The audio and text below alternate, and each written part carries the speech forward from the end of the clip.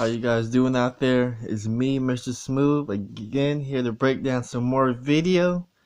Here to break down Zaibaa and LaRon. They were working a tournament, freshman boys at Stanley Angelo High School, as you can see. So I was able to walk in. I caught basically the most important part of the game, the last 2 minutes of the game of a close, contested ball game.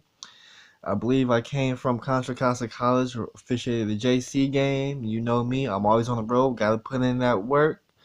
Got to support my fellow officials. So I drove down to see Zaibaa work her game, and this is the situation I walked in. So I came in the gym, set up my camera, and this is where I began filming.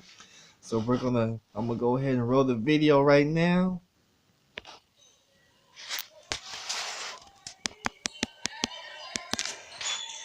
So at this point, we see the score 36-35, 2 minutes, fourth quarter. Both teams are in double bonus, so it's pretty much crunch time, as they call it.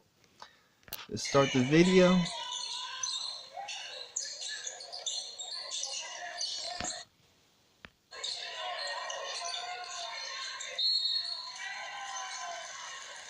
So we have a foul call. Looks like a hit on the arm. Causes the ball to go short.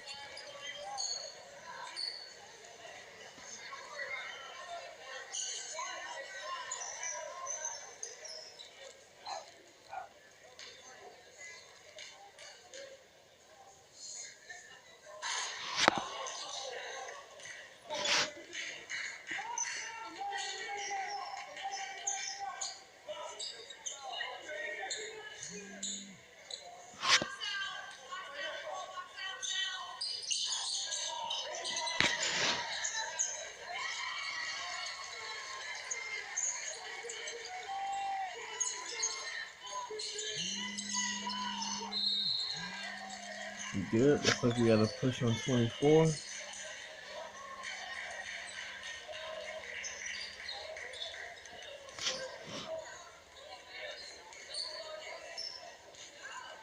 Or a hit. There's the hustle. So one thing I was trying to bring to Zaibaa's attention is after she calls a foul, she needs to jog or move with a brisk pace to get to her next spot. So it's good that she's making that adjustment. One thing I talked to her after the night's worth of game, she said I was trying to hustle a bit more because she didn't like the way how she ran up and down the court. She thought she could have been more faster, showed a bit more athleticism. So that's one thing with video I can help show officials. They can see how they look and they can make their adjustments as they go into the next game. And it basically improves their mindset. You know, they're walking into the gym with a different mindset to officiate games, hustle, having crisp, sharp mechanics, things that officials that we may take for granted time and time as we do game after game after game, week after week, month to month. We begin to slack and not focus on the minute details. So it's good that Zaibaa is really starting to focus in on the minute details. And I think in this video and throughout the games, this one and the next one, which I will break down, and going forward in the season, we'll be able to see that adjustment for. So I'm gonna go ahead, I'm gonna roll the video.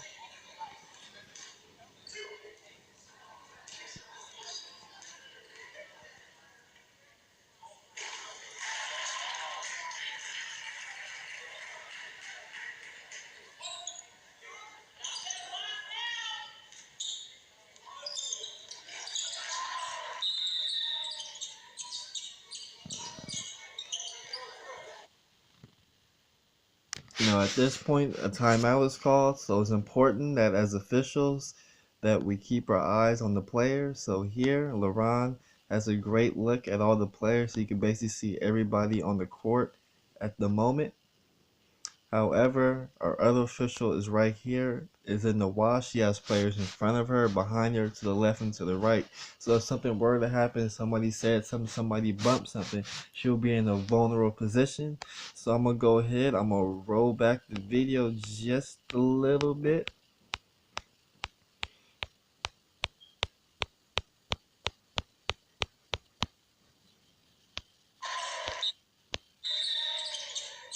So right here, the timeout is called. So our official, if they would have stayed in this spot, then they could have looked and had this view. of the players going to and from the timeout. So if they were just held, keep an eye on the players. Then let the players get to their benches, and then we would administer the timeout.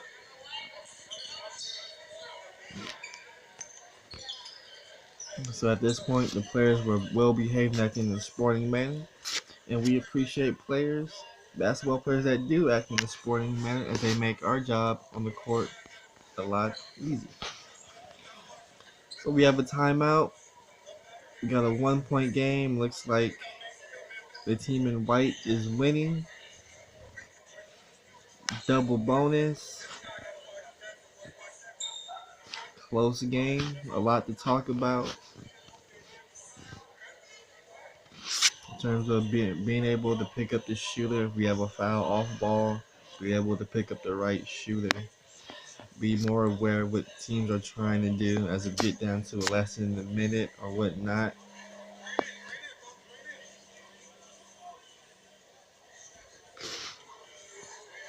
If we get down to a less than a minute or whatnot, somebody's going to want to take a foul. So we're going to be able to get the first foul and not let fouls pile up. We got to know if those fouls are intentional or not. There's a bunch of things that we should be talking to while we're in the huddle. So as you can see, our officials were talking. But one thing I want to point out here, as I just happened, is that we got our hands in our pocket. Now, I remember when I started officiating, I would always put my hands in my pocket. I didn't know why. It was just something, I guess, I did when I was off the basketball court, and I brought that on the court. So many veterans officials, they said, hey, young man, you got to get your hands out of your pockets. It doesn't present the right posture. So I'm going to go ahead. I'm going to pass this information along to young Zaibaa. I'm sure she'll make the adjustment. So I'm going to go ahead and roll the video as the game is getting restarted.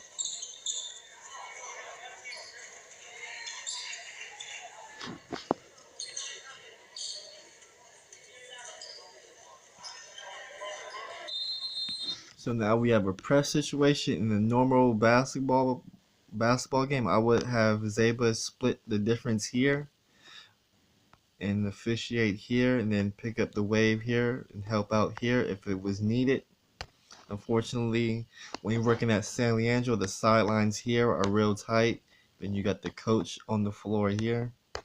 So we have to make our adjustments. So I would maybe stood maybe in here. So as this play breaks, moves and goes forward, then from that point I can see that it's a soft press. Then I can move down, or if they tighten up the pressure, I can stay here and focus on players in my primary. So right now we got a turnover. So if our lead was here, it would have been right here to rule on any illegal contact if it happened.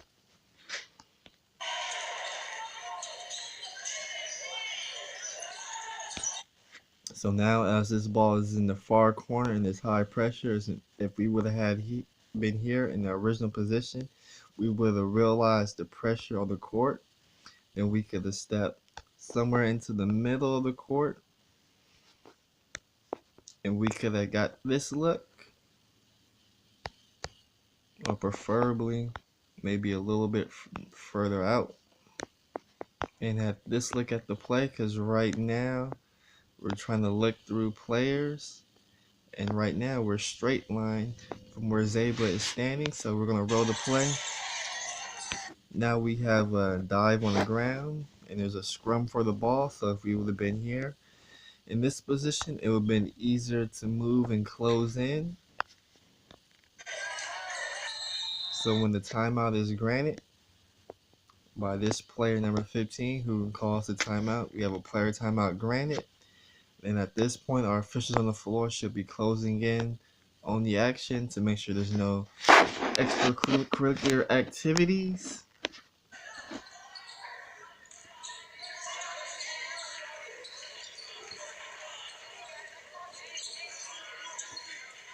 So right now, our coaches are asking, this is a player timeout, asking the coach 30 or full. The coach tells the referees it's a full timeout, so they're going to sit on the bench and they're going to talk about strategy. One thing I wanted to point out that you may not have noticed is that the shot clock here reset it.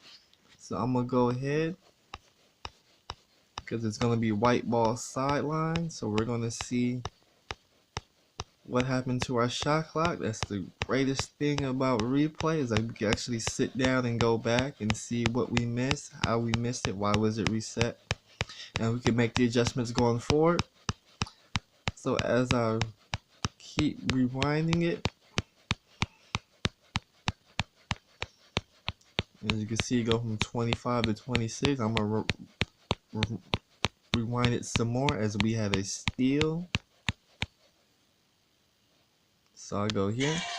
So there's a steal, so we should reset the 25. Let me back it up a little bit more.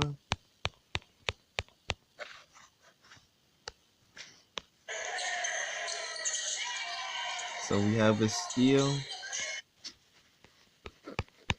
A little bit more.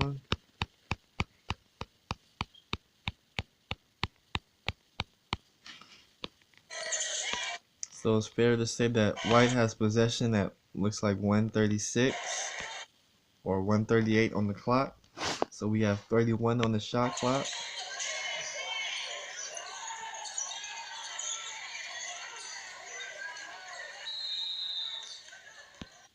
Now we have a timeout. So now there's 129 on the clock. So the white team had possession of the ball for appears to be 9 seconds. We know 35 minus 9 is 26. So it will be safe to assume that 26 should be on the clock. And as I believe, I'm going to rewind it back one more time to make sure the math is right, because I like to be perfect with the clocks. I have an obsessive compulsion disorder with the clocks, as they may say.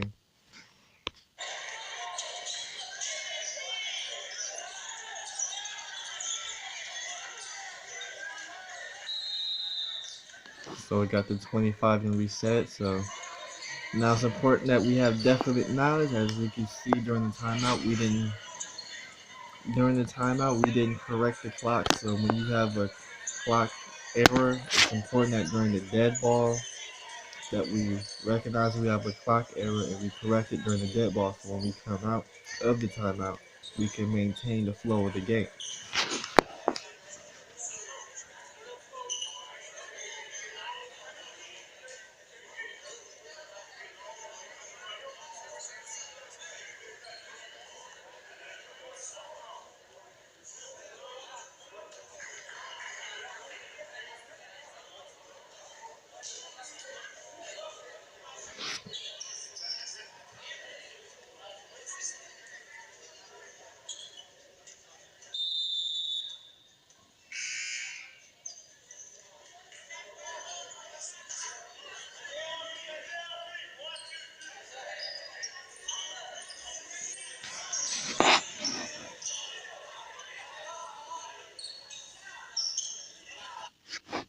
So at this point, our trail official notices the clock error, and they begin to tell the scorekeeper where the shot clock should be at.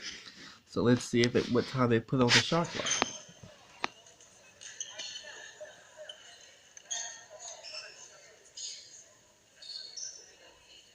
You can see the shot clock in both the game clock rings. So we know there's 129 on the game clock.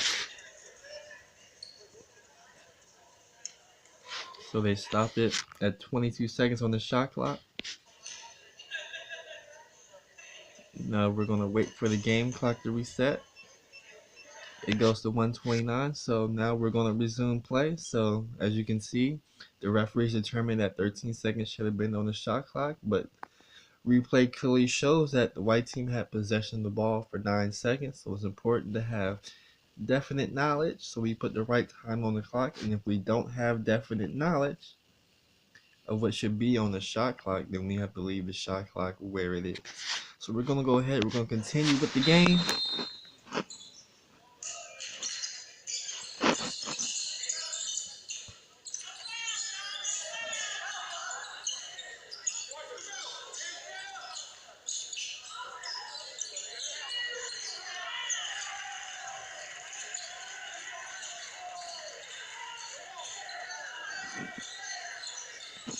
So as this ball is on the far side of the court, it's important that our trail official, we won't be able to see, but we we don't want to stay on this sideline here. Wherever the sideline may be, we want to move our way onto the court and get the angle to officiate the play. So I let it develop a little bit more. 3-point shot. At this point, all of our competitive matchups are below the free throw line, so it's important that our trail official steps down here and gets a look so they can look at the back side of the play to make sure there's no illegal contact.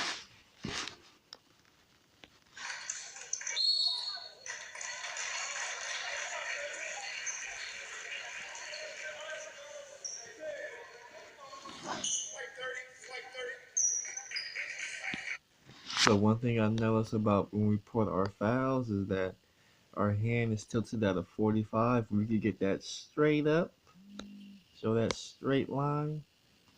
Everything will be smooth and we look a little bit better, but just something I want to bring to your attention to make the adjustment going forward.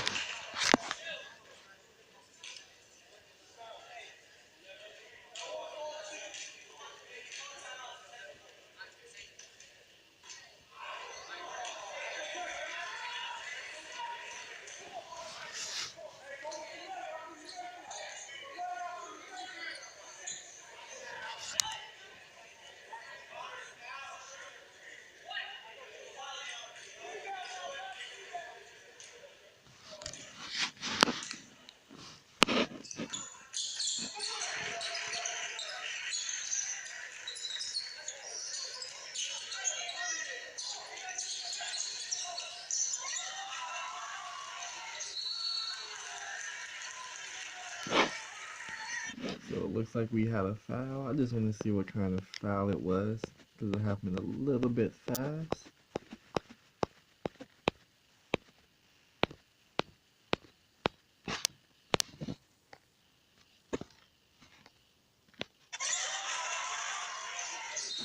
Yep, that's a clear and block foul or push foul, whatever you want to call it.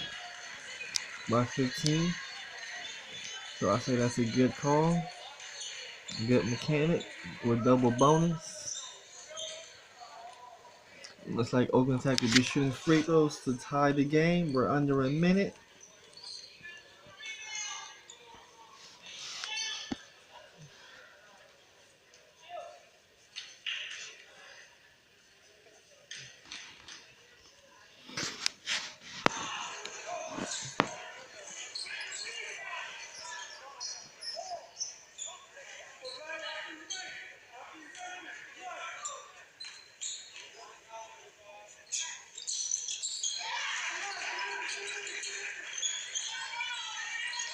So our game clock started a tad bit late, but nothing too serious.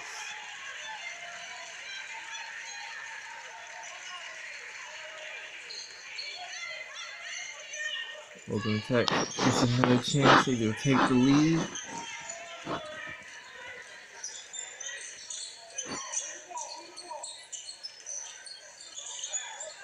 We got a 5-second count. We got our position adjusted by the trail. Good. He steps down and gets the look here, which is also good after he stepped down from here as the ball moves into this gray area here. So I go ahead and I clear it. Now at this point, the ball is in the lead's primary, and you can see our trail doesn't have the great look because he's leaning, but if he would have just came down here and got the look that the coach has, he'll still be blocked by 11, but as you can see, as the play develops, he'll been able to see, but we have a turnover, so now we're in transition. You hear the yells for a foul. We have a foul.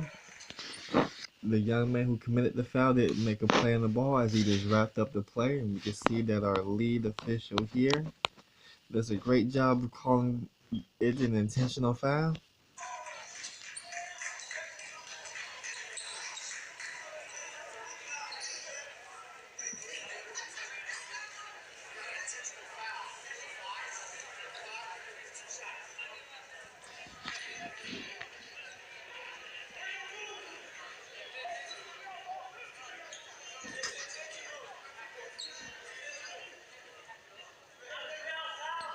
So you can see the coach was a little confused. He didn't know it was an intentional foul, but his players told him it was an intentional foul. It was a pretty obvious intentional foul. So let's see what happens during the free throws. See if White could put the game away.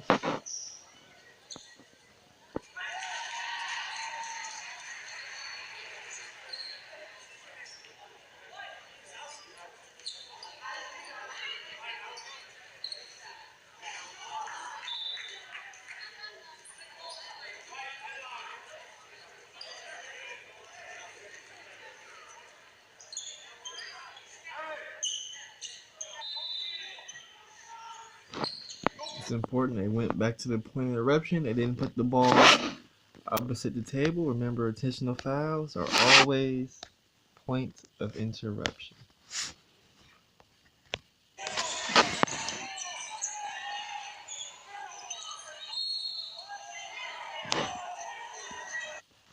So I remember watching this game. Nobody liked this foul call.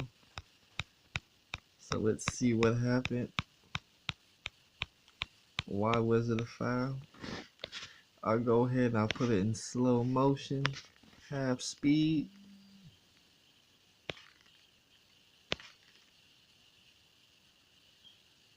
As you can see, their legs got tangled up. Now, was the defenders, in order for him to have legal guard position, his feet can't be wider than his shoulders. I believe that he tripped them, so I could support a foul call for this one. Both officials had the foul, so you gotta respect the officials' call.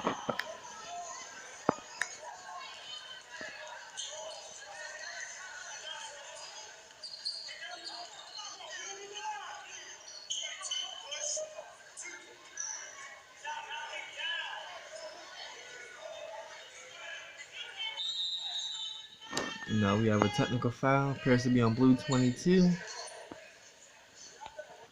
So let's see what blue 22 did, if it stands out or not.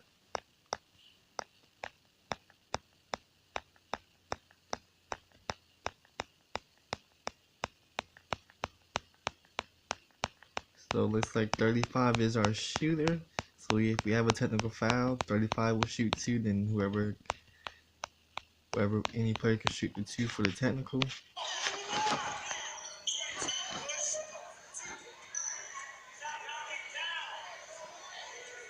You see him, he's a little frustrated.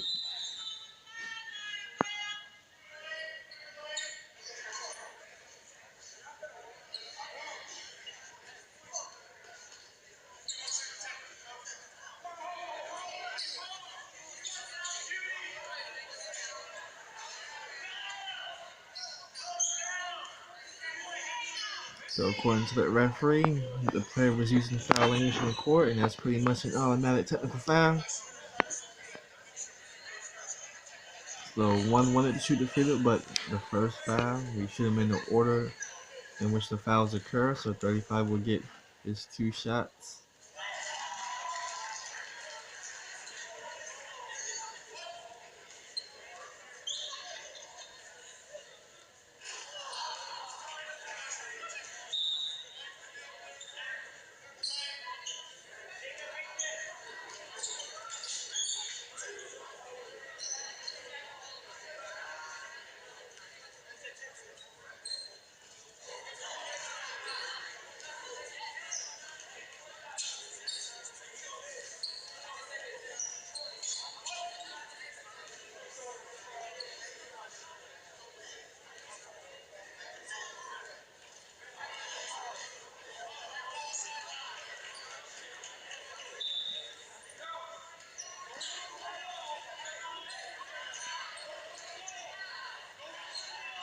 So even with all the free throws, the game is still not over. Tech can still steal the ball and shoot a 3 to tie the game.